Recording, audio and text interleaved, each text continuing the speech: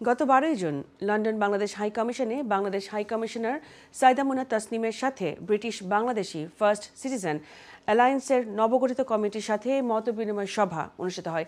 সভায় সংগঠনের লক্ষ্য উদ্দেশ্য সম্পর্কে হাই কমিশনারকে অবহিত করা হয়।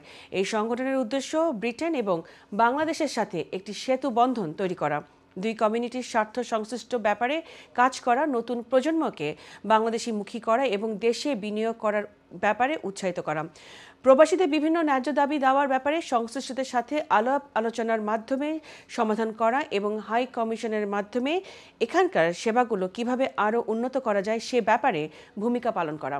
হাই কমিশনার সংগঠনের সকলকে শুভেচ্ছা জানান এবং একসাথে কাজ করার বা সব ধরনের সহযোগিতা করার আশ্বাস দেন।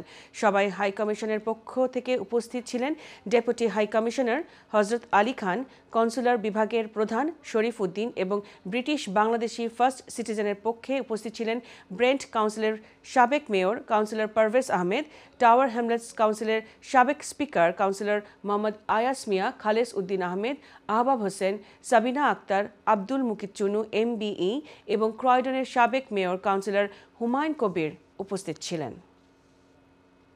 আজকে আমরা আমাদের হাই কমিশনে যুক্তরাজ্যের যে ব্রিটিশ বাংলাদেশি যারা মেয়র ছিলেন, যারা কাউন্সিলরও ছিলেন এবং ইলেক্টেড মেয়রও ছিলেন, স্পিকার ছিলেন, কোনো জায়গায় লর্ড মেয়র ছিলেন, কোনো জায়গায় চেয়ারপারসন ছিলেন, ওনাদের কাউন্সিলর, এই যে একটা বিশেষ যাদেরকে ফার্স্ট সিটিজেন বলা হয়, কারণ তারা সব জায়গায় যুক্তরাজ্যের ভিতরের প্রোটোকল অনুযায়ী তারা কিন্তু প্রথম ফার্স্ট সিটিজেন।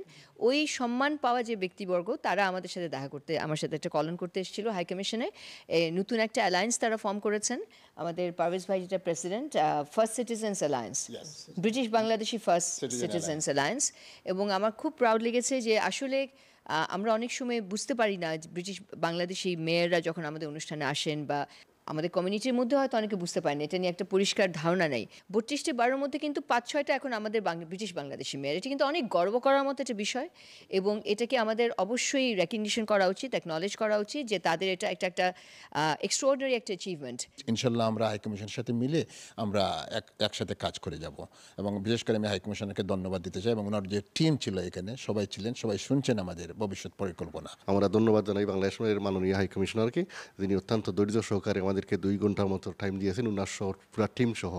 এবং আমাদের এই সংগঠনের উদ্দেশ্য, এম এবং অবজেক্টিভ তাদের সাথে শেয়ার করতে আমরা সক্ষম হয়েছি।